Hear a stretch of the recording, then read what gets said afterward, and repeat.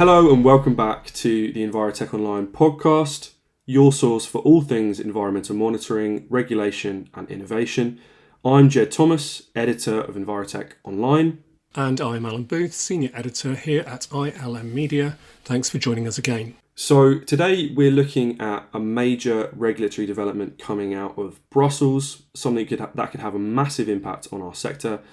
In December last year, the European Union's revised Ambient Air Quality Directive officially entered into force. This is part of the EU's legislative agenda for their zero pollution vision for 2050, right? That's exactly right, yeah. It's a landmark piece of legislation, really. It tightens legal limits on 12 key air pollutants, bringing EU standards a lot closer to the World Health Organization's recommended guidelines. But it's not just about setting new numbers, it's about reshaping how we monitor air quality, how we manage it, and how we enforce these limits. 12 pollutants, that's a broad sweep. Which are the ones that we're talking about? Yeah, so it's quite a big list, Alan, to be honest.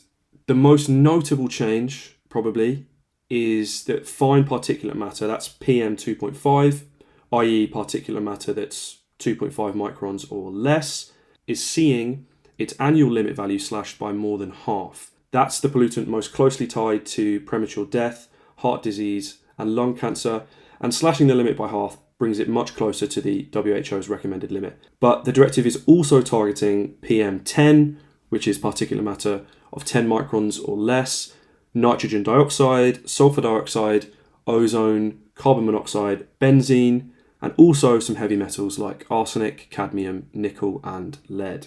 That's a serious lineup. So how significant is this from a health perspective? Very significant. Yeah, the European Environment Agency did a report in 2022 that in just that year alone, exposure to just PM 2.5 above the WHO recommended levels caused about 239,000 deaths in the EU. Now, ozone exposure caused 70,000 deaths and nitrogen dioxide another 48,000. So we're not talking at all about minor health impacts here. This, has a significant chance of being Europe's leading environmental health threat. And what about public empowerment? I heard there are new rules about compensation. Yeah, that's right. For the first time, citizens exposed to illegal air pollution levels will be able to seek compensation. Plus, there's stronger access to justice around this, and clearer public information is part of the directive. So it's a big step forward for accountability, not just monitoring. So not just numbers and models, it's actual legal limits and real-world consequences. Exactly, yeah. And the new directive mandates penalties for breaches too. It's no longer just a friendly suggestion. And how soon do the EU member states have to act on this? So governments have 2 years to transpose the directive into their own national laws, but they also need to show that they're on track for about 2030.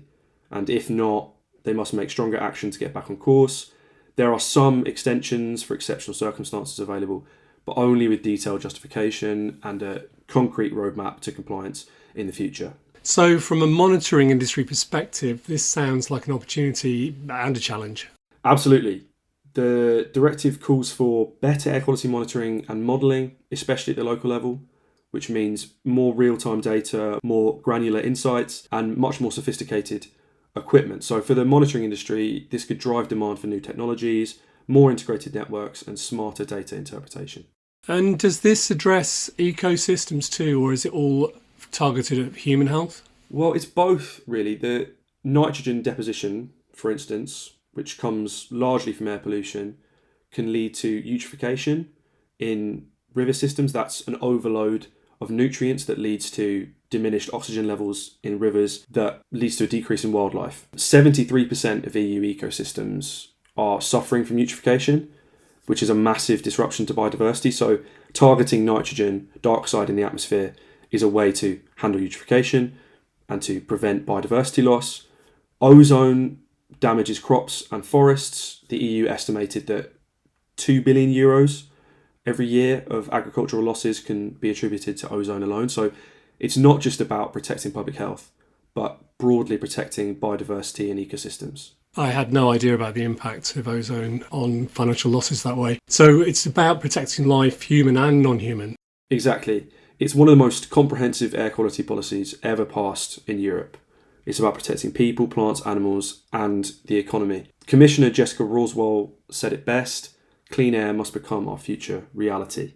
So what targets are they setting themselves? So by 2030, the EU wants to cut health impacts from air pollution by 55%.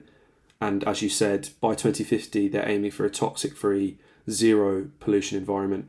And this directive is part of the step along the path to do that. So the EU, at least when it comes to air quality, is still quite ambitious about improving air. Big goals, but also big implications for our industry.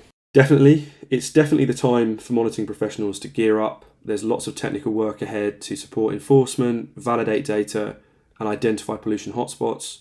This means more demand, more innovation, and just general more relevance for air quality monitoring professionals. All right, well, that's something to really look forward to. Any last thoughts? Just this, I mean, as the political winds shift elsewhere when it comes to environmental deregulation, and the political winds are shifting within Europe, with some of the regions easing off of environmental regulations, and even at the top, there's a general deregulatory trend. At least when it comes to air quality, it's clear that the EU does think that clean air is a right and not a luxury. And so when it comes to that, monitoring is the foundation of enforcing that right. So it's an incredibly important task for air monitoring professionals going forward into the future. Well said. And if you want to stay on top of these developments, make sure you're signed up at www.EnvirotechOnline.com. We've got all sorts of webinars, conference presentations and interviews available, and it's free to become a member. Okay, so that's it from us for this episode of the Envirotech Online podcast. If you liked what you heard, hit follow or subscribe or whatever you have to do on the platform you're listening on, and we'll be back soon with more news from the world of environmental monitoring. Cheers, Jed. Goodbye from me. Thanks, Alan. See you next time.